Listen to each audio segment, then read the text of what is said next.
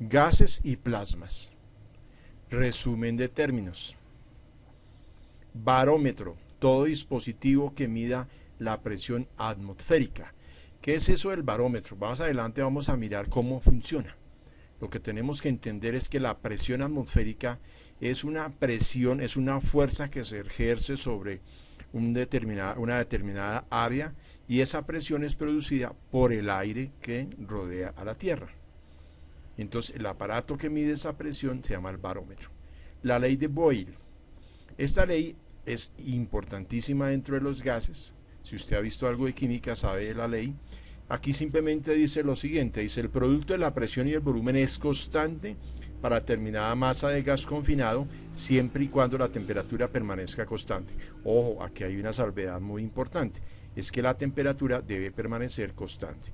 Entonces el producto de la presión 1 por el volumen 1 debe ser igual a la presión 2 por el volumen 2. ¿Qué significa eso? Yo tengo una cierta presión en un gas que tiene un cierto volumen. Si cambio la presión sobre ese gas sin meter más gas o cambiar la temperatura, el volumen también va a cambiar. Por ejemplo, si la presión aumenta, el volumen disminuye. Eso es lo que nos dice la ley de Boyle. Plasma.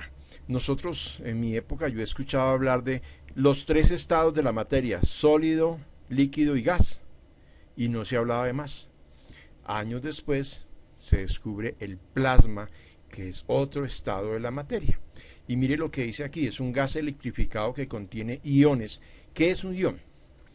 Cuando usted coge un átomo, él tiene cierta cantidad de electrones y número de protones. El número de electrones y el número de protones, si es igual, se dice que la carga está neutra. O sea, es el estado natural de la materia, tener el mismo número de electrones que de protones. ¿Qué sucede si gana electrones o pierde electrones? Pues se convierte en un ion. Repito, un átomo que reciba electrones o pierda electrones lo llamamos ahora un ion. Ion positivo si tiene más protones que electrones. Ion negativo si tiene más electrones que protones. Los neutrones no es un número exacto, o sea, no existe una relación estable entre los protones y los electrones. Dice gas electrificado que contiene iones y electrones libres, o sea, quiere decir que puede estar neutro, pero sus electrones están libres, por lo menos los de su última órbita.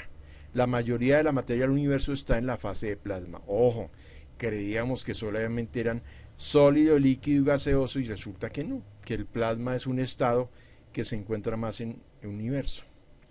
Presión atmosférica, ya lo había dicho, es la presión que se ejerce contra los cuerpos sumergidos en la atmósfera. O sea, nosotros siempre tenemos la idea de que no, es que sumergir un cuerpo dentro de un líquido, dentro de un fluido, y lo que no nos damos cuenta es que nosotros estamos sumergidos dentro de un fluido que se llama aire. Y entonces el aire ejerce una presión. Ya vamos a ver después, más adelante, voy a adelantarles una cifra: 9.800 newton es la fuerza que hace cada metro cúbico de agua. Repito, el peso de un metro cúbico de aire es de 9.800 newton. Se debe al peso del aire que empuja hacia abajo. En el nivel del mar, la presión atmosférica es de unos 101 kilopascales. Ese kilo, acuérdense que es 1000, o sea, sería 101.000 pascales.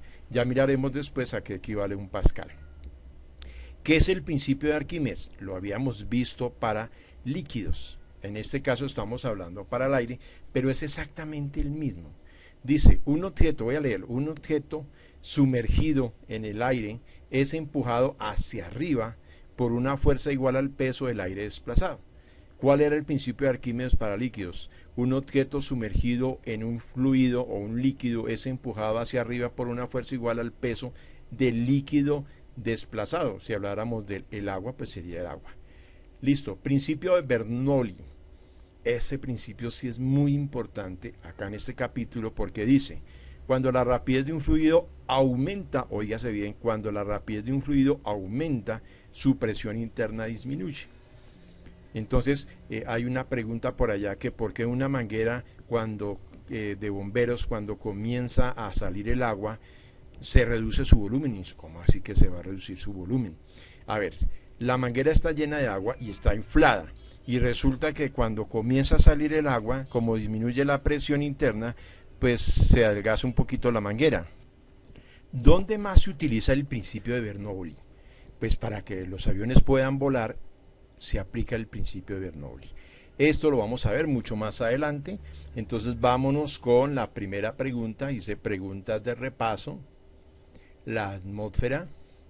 O sea, son las primeras preguntas se llaman preguntas de repaso. En este caso la sección que vamos a trabajar se llama la atmósfera. La primera pregunta dice, ¿cuál es la fuente de energía para que los gases de la atmósfera se muevan? ¿Qué evita que los gases de la atmósfera escapen al espacio? Bueno, la primera pregunta, ¿dónde está la fuente de energía? Pues el sol. El sol calienta la atmósfera y cuando un gas o cualquier elemento se calienta, gana energía y esa energía se transforma en movimiento, que evita que los gases de la atmósfera escapen al espacio. Increíble, uno dice, pero ¿qué es lo que hace para que? Pues sencillamente la fuerza de la gravedad. La fuerza de la gravedad no solamente actúa sobre los cuerpos sólidos, sino también sobre cualquier cuerpo. Cuando usted habla de la fuerza de la ley de la gravitación universal, simplemente dice que se puede calcular la fuerza que existe entre dos masas a una cierta distancia, o sea, es inversamente proporcional a la distancia al cuadrado. En ninguna parte dice que esas masas tienen que ser sólidos o gases o líquidos, ¿no? Cualquier masa. Entonces, por ejemplo, usted que está sentado frente al computador escuchándome, lo que usted de pronto no sabe es que hay una fuerza de atracción entre su masa y la masa del computador o la del monitor. Entonces usted dice, ah, pero eso no es cierto, ¿por qué no me pego yo al monitor? Porque la fuerza no es suficientemente grande para que ese fenómeno que de pronto usted pensó o que yo estoy diciendo que pensó, suceda. Entonces, bueno, vamos a leer qué dice aquí rápidamente. Solo cuando la cantidad de gas es muy grande, por ejemplo, en la atmósfera de la Tierra o en una estrella, las fuerzas de gravedad sí limitan el tamaño o determinan la forma de la masa de un gas. Bueno, aquí dice que tiene que ser muy grande. El espesor de nuestra atmósfera está determinado por una competencia entre dos factores, la energía cinética de las moléculas que tiene a difundirlas y apartarlas y la gravedad, o sea lo que decíamos, la energía que recibe del Sol hace que las moléculas se muevan y trata de apartarlas entre sí, pero la fuerza de la gravedad evita que suceda eso, que tiene a mantenerlas cerca de la Tierra. Si en algún momento se pudiera desconectar, óigase bien, la gravedad terrestre, las moléculas de la atmósfera se disiparían y desaparecerían. Entonces nos quedaríamos sin aire. O bien, si la gravedad actuara, pero las moléculas se movieran con demasiada lentitud para seguir formando un gas, como podría suceder en un planeta remoto y frío, nuestra atmósfera sería una capa líquida o sólida, por lo que habría mucho mayor materia descansando en el terreno. No habría que respirar, de nuevo, no habría atmósfera. La energía de la atmósfera es obtenida de la energía del Sol.